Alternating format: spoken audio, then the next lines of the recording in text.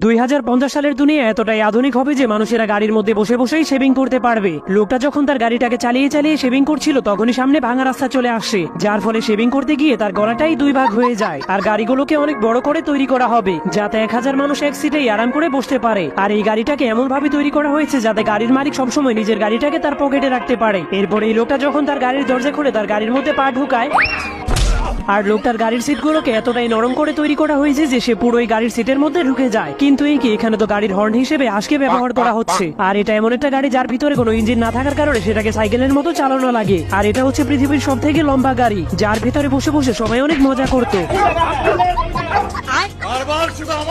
কিন্তু গাড়িগুলো এতটাই দুর্বল ছিল যে হালকাভাবে ব্রেক করলেই অ্যাক্সিডেন্ট হয়ে যেত।